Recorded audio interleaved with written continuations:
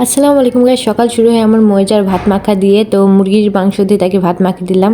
আর এদিকে আমার জন্য ভাত ভাজা আর ডিম ভাজি করতেছি। জ্বরের মুখে কিছু একদম খেতে ইচ্ছা করে না।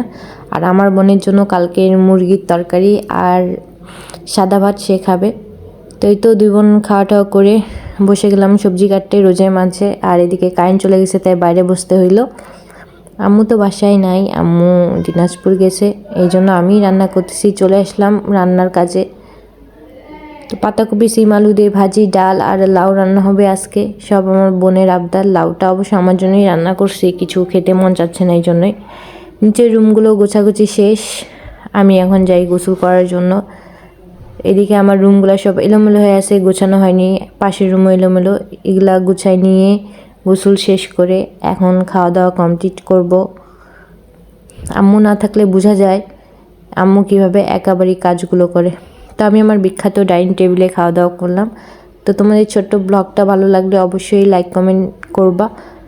আর আমি ভয়েস দিতে একদমই পারি না।